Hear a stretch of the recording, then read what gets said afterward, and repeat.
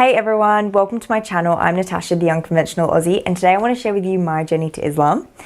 I have a lot of information that I want to put into this video, so what I'm going to do is break this video into two smaller videos, and that way it'll just prevent me from repeating myself and waffling on a little bit, and it'll also be easier for you guys to follow. So with that said, let's get started. I grew up in Sydney, Australia, and I lived there till I was about 23 years of age, and then I moved to the UK where I still live today. I came from a Christian background, a Christian household. My mum actually works for the church and also is a volunteer for the church, and my stepdad is a volunteer as well. So they both play quite a crucial role within our local community. And on top of that, I went to a Catholic high school, and so in Australia the grading systems is a little bit different to the UK, so it goes from year 7 to year 12. So I studied religion as a part of that whole time, and it was kind of when I was at high school that I started questioning my religion and started questioning my faith, because I was starting to get more intrigued. I was starting to question things, because when you're young, and I know when I was young, I just kind of went along with the flow. I did what, my parents said. I did what the minister said. I believed what I was told to believe. And it wasn't obviously until high school that I then started to kind of get a mind of my own and started to question things that I was being told, because it just wasn't sitting right with me. It wasn't settling with me. So naturally I just was asking questions, and I was asking questions both to my teachers at school and also to the minister at our church.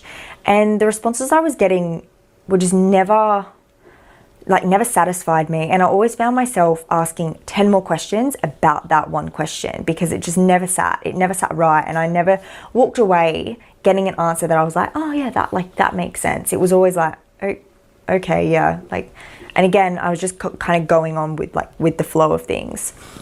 And then I got to towards the end of my schooling, and I just kind of lost interest in religion. I still believe that there was a God, and I still believe that there was one God. But in terms of me going to church every Sunday, and also going to church other days of the week, and just my general interest in it, I just lost it. And it remained that way up until really recently, if I'm honest. So from that point, I think we'll fast forward to 2016 when I moved to the UK, and I met my now husband, whose name is Osman, and he was a non-practicing Muslim. And what I mean by that is he ate halal meats, and he stayed away from the things that he knew he had to steer clear of. But he wasn't praying, he wasn't fasting through Ramadan, and he wasn't doing those things that associated him with the Islamic way of life. So I never really concerned myself with his religion. I never asked any questions. It was very much an unspoken about topic in our relationship, both because I was uncomfortable about it, and also because we just never really needed to talk about it, so why would we? And then something changed. So again, let's move forward another 3 years, and up until really recently, so it was about May this year, and I noticed Osman doing little things that he hadn't done before, like saying Alhamdulillah after our daughters would sneeze. He would want to say a prayer for them when they were going to bed. And we actually recently had our second daughter in July, Alhamdulillah. And he wanted to say a prayer for her when she was born, which didn't happen with our first daughter. And so little things like that started creeping in. And so I knew something was going on. And so naturally, I questioned him about it. And yeah, he just said to me, well, yeah, I want to start practicing again. I wanted to come to you about it, but I felt really anxious about coming to you. I felt really nervous about coming to you, and I didn't know how to approach it with you. And the reason he felt like that was totally legitimate, because if I'm being completely honest, I didn't like the religion. I didn't like what I knew of it. And from what I knew, which was very media driven, obviously we know that's not the truth, but at the time, I thought I knew enough to know that I didn't like it. So of course he's going to feel that way about it, about telling me. So anyway, he's told me now that he wants to start practicing again, and immediately I felt angry, scared, confused, upset. Every emotion under the sun, I think, passed through me. But the biggest one of all was I was so uncomfortable. I couldn't help but question, like, where does this leave me? And where does this leave our two daughters? Because, like, I'm not a Muslim, they're not Muslim, so where to from here? And it's really quite funny looking back on it now, but I actually remember screaming at him saying, like, I'm never going to be a Muslim and I'm never going to support you being a Muslim. And it is funny to look back at it now because clearly Allah had other plans for me, which I didn't know at the time. But yeah, so it was a really tense and awkward time. And I think it's really important to note in this part that we weren't married at the time. So we only got married recently in October of this year. So really, really recently. And I think me not accepting his religion and him always feeling a little bit like, even if he wanted to practice, he felt like he was never probably comfortable to practice because of how I felt. And that was creating this invisible barrier between us that neither of us knew was there until it was gone. And just, like, our relationship completely changed. So I'm at the stage where I'm super uncomfortable. I don't know what to do with myself. I think I remained this way for maybe like a week. And then it was like I woke up one morning and someone had just slapped me in the face and was just like, what are you doing? Why are you letting this affect you so much? What is wrong with you? How could I be so judgmental of something that I knew nothing about? Like, if I really open-heartedly reflected on my feelings towards Islam, I knew that I didn't really have any factual information. It was all information that I'd gained from the media, or also information that I'd gained from other people who had a negative attitude towards Islam. So both of those sources were not really reputable and were not really reliable. So I kind of was like, okay, like, I'm going to do my own research and I'll go from there. So I secretly started watching videos on YouTube. I started reading a lot. I started, like, collecting PDFs and reading those.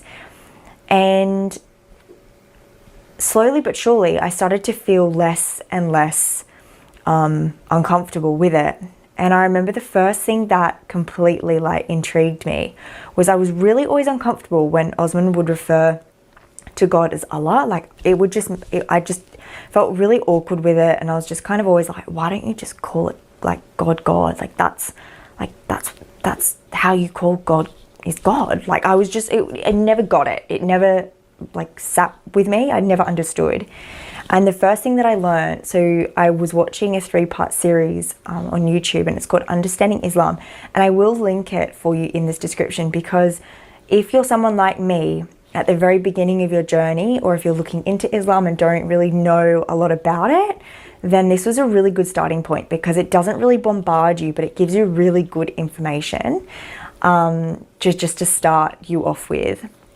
So anyway, so I was watching this 3-part series of Understanding Islam, and the first thing that the teacher said was what Allah means. And all it is the Arabic word for God. And immediately I just had this, like, epiphany. I was just like, oh, like, that's it. Like, my goodness. And like, immediately I just felt so much better about it and so much less uncomfortable. It was just so strange, but it really intrigued me to find out, okay, so I've had this really strong emotion towards something so small. So what else am I going to find out that I feel really negatively towards, that I shouldn't feel negative towards at all? So I kept watching, I kept reading, and then Osman caught me. He caught me watching some videos, and again, he was like, oh, like, what's going on? What's happening? And so I said to him, like, I've been doing some research, and obviously he was really happy that I was opening my mind and actually learning about it. And you know, I said, at that point, I said to him, you know, I feel like I've gotten as much as I can from, you know, where I'm looking. And, you know, I need something else. Like, do you think I should read the Quran? Do you think that would be helpful for me? Or do you think it will be a little bit too much too soon? And he was really supportive, and he was like, no, absolutely, like, read the Quran, definitely. Like, if you have any questions, like, write them down, bring them to me. If he couldn't, so he was saying if I couldn't find the answers, he was going to find them from other people that were reliable, and make sure that he came back with an answer for me within the next couple of days. And he did, every single time, every single question. And I will do a separate video on all of the questions. I have kept them all of the questions that I had about the Quran, because I think it's really important that, from my perspective of knowing nothing and reading the Quran and having all these questions, like, it really brought Islam together for me and really, really helped me. So I will do a separate video on that, inshallah. And anyway, so I was reading and reading, and I just gave birth to our second daughter in July. So I had a lot of time on my hands to read whilst I was breastfeeding. So I was up a lot of the night breastfeeding again, so I was just reading. And then during the day, sitting around, I had like a lot of time to read. So that's what I did. And I think it was a couple of weeks, and I'd already gotten past halfway, and I'd had pages of questions, and I was getting really, really into it. And I was getting to the point where I started to believe what I was reading, and it was starting to kind of impact how I was feeling. And, you know, I spoke to Osman about this, and I said, you know, like, this is what I'm reading, and, you know, I believe it. And he said, well, that's really good, you know, like, that's fantastic. What, like, he was just kind of in awe that I had come so far in such a short time. And from that point, that my continue of reading and learning and my growth towards Islam, my journey started to change. So originally my journey was like, I was only doing this so that I could support and understand my partner, who obviously is now my husband, but my partner at the time. And now it was becoming a journey for me of, actually, Islam is starting to look like it could be a part of my life. So where do I go from here? And this kind of went on for a few weeks, and I was getting more and more and more hooked.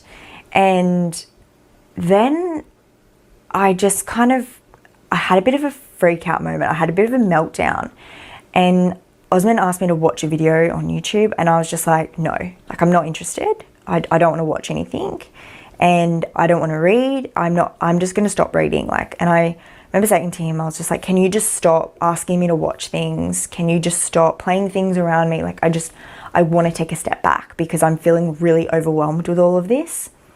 And reflecting, I was feeling so overwhelmed because it was starting to really like take a hold of my heart, and I was getting really scared, because what did this mean for me? And what did this mean for now my life, and how I'm going to live my life, and what changes will I have to make in order to adapt to what Islam expects of me?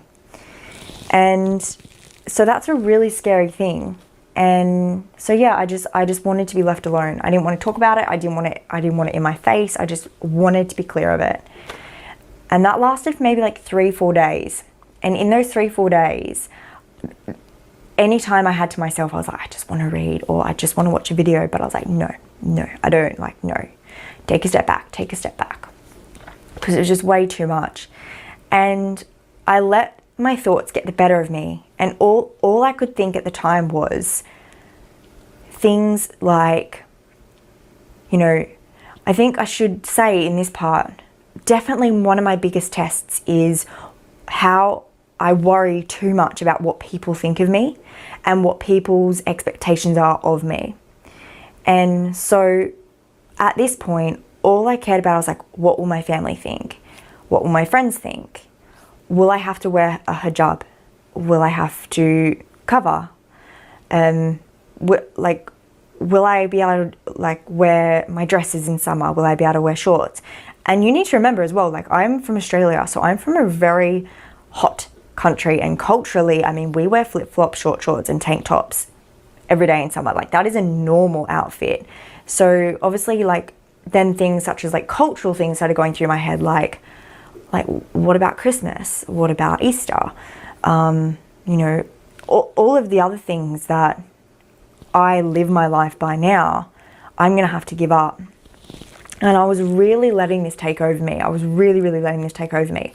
And I spoke to a few people about it. And then I started actually talking to my friends about it, because I was like, oh, so this is what I've been reading. And I was almost seeking validation from them. Like, okay, if they accept me, like this is good. This is a good starting point, because again, I really care about what people think of me. And so naturally, like this is a big change. I'm going to care what people think. As much as I don't want to, I'm going to, and that's just the truth. So yeah, I started seeking validation, and again, this went on for a little while, and then I started to just get really frustrated with myself, because I was already thinking and acting like I was a Muslim, but I wasn't really, you know, moving forward anywhere, because I was just so caught up with the things I would have to give up and the things I would have to change about me. And so yeah, I was just stuck at limbo. And like Osman just came up to me one of the days and was just like, look, you can't, are you going to be able to just forget about everything you've read? Are you able to just forget everything you've read, forget that you've believed everything you've read, and just go on with life as per normal as you would have done? I was like, well, no, like I can't just forget that the things that I've read. And that was, it was such a difficult time for me, because I was so caught up in what was going on around me that I wasn't doing something for me. Yet again, I was doing what I thought other people wanted me to do. And I was doing something, or I wasn't in this case, I wasn't doing something for me. I was trying to stick to what everyone else thought that I should be. And you know, all my life I've been that way. I've been someone that does everything based on what I think people want me to do, if that makes sense. So I'm a bit like, I just kind of, you know, blend in with everybody and fit in and do things so that I do fit in. And this was going to be like my only decision that I've ever made that was 100% done for me and only for me.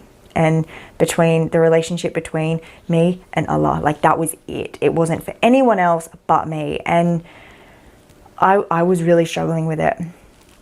I knew in my heart what I needed to do and what I wanted to do, but I just was unable to make that decision. So I'm going to leave the video there for now.